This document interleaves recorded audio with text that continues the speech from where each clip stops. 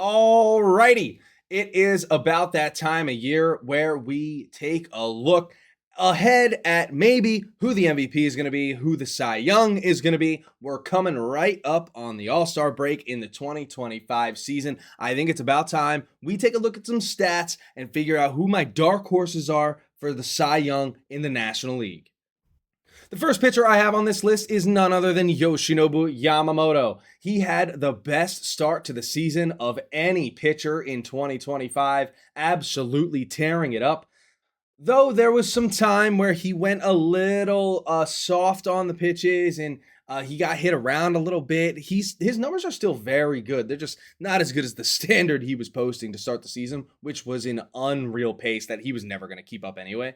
So far in 2025, he's posted an ERA plus of 157. Remember, that means that's a stat where average is 100. His ERA sits right now at 251, which is fantastic for the 2025 season so far. His whip is just a hair over 1. He's letting up only 6 hits per 9, which is pretty good. And he's letting up less than 1 homer per 9, which is all you can ask. He doesn't really walk a lot of guys. He strikes out a good amount. He has 3.4 strikeouts per walk, which you're not going to complain about that out of your starting pitcher. In the ace of this staff in Los Angeles, who has been so beat up and riddled with injuries. And I think he could be a dark horse with a great second half to become the National League Cy Young.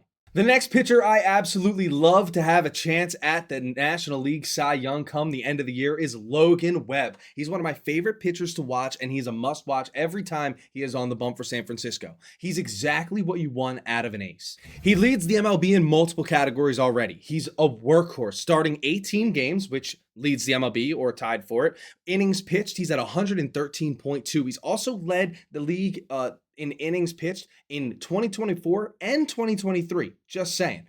He also leads the MLB in FIP, which is fantastic. He also came second place in the Cy Young voting just 2 years ago, and I think he's going to have a real chance at it again. All he needs to do is have a great second half and hope that another person on this list starts giving up some runs, because he has some stiff competition in the National League. However, he's always one of my favorite pitchers to watch, and he has some nasty, nasty movement on his stuff. Logan Webb is my number 4. My number 3 on this list, none other than Chris Sale. Coming off a Cy Young, let's see if he can go back-to-back. Rocking a 2.52 ERA. Chris Sale picked up exactly where he left off. His ERA plus sits right now at 163, which is fantastic. Led the league in strikeouts and ERA plus last year, and FIP as well. Strikeouts per 9, he's at 11.5, which tops his total from last year where he won the Cy Young.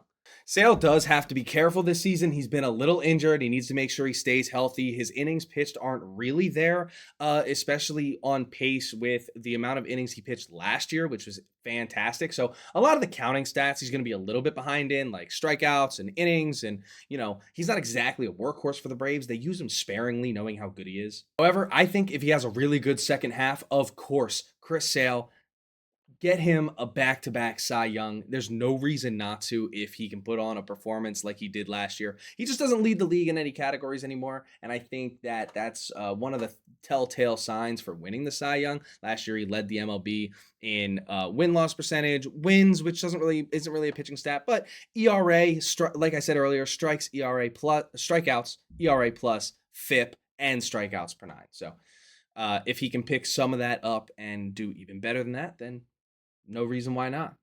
Up next, we have my guy. It's Zach Wheeler, posting a 2.27 ERA for the start of 2025. Absolutely tearing it up, as he always does for the Philadelphia Phillies. Not really a dark horse. He is in the running every year. Just finished second in the Cy Young voting last year as well. Zach Wheeler is an absolute horse getting it done. He leads the MLB in strikeouts right now and leads the MLB in WHIP. So with a great second half, maybe bring that ERA down just a little bit. It's already 2.27. I mean, you really wouldn't think he has to, but he doesn't really lead the league in ERAs. ERA plus sits at 186, dude. What? 186.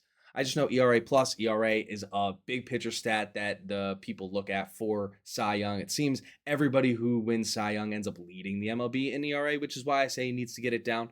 But his FIP is fantastic at a 2.5. The only other thing I'll say is a lot like Chris Sale. He's not exactly leading anything in innings pitched. He's an absolute workhorse, over 100 innings already. But I think Logan Webb is on pace to maybe have the longevity stats up higher than him. However, he doesn't lead the league in innings pitched, but he still does lead the league in strikeouts, which is lovely to see. I would love to see Zach finally get his Cy Young. He's been so close, yet so far, so many times. He's having another excellent start to the season. And if he can stay healthy, there's no reason why he can't win the Cy Young.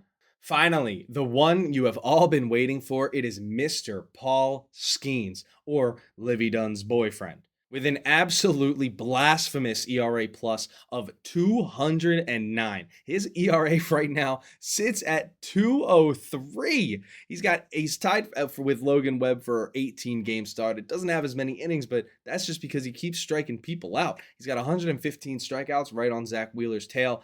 He almost won the Cy Young last year, but he did win the Rookie of the Year. I think it is only the correct order that he goes from Rookie of the Year to Cy Young. Fortunately for everybody else on this list, if Paul Skeens keeps this pace up, there's no way he will not win the Cy Young. All he needs to do is repeat his first half in the second half, and the Cy Young is his, and he will have Rookie of the Year and Cy Young in his first 2 seasons of Major League Baseball, all while being stuck in Pittsburgh. My only complaint about Paul Skeens, and it's hard to find complaints, is that he might walk a guy or two too many. But when you have the strikeout stuff that he has, striking out 9.3 people per 9 innings, it's going to be really difficult to convince me that this isn't the guy we should give the Cy Young to. Paul Skeens has now thrown 2 complete games for losses. As you can see, gets Bryson Stott to pop out here in the bottom of the eighth, and they're going to go to the top of the ninth and not be able to score a run. He's thrown 2 8-inning complete games now, which is just so sad to see. We got to get him out of Pittsburgh, but hopefully he doesn't have to go to the Dodgers. But first things first, if he keeps this up, the Cy Young is absolutely his.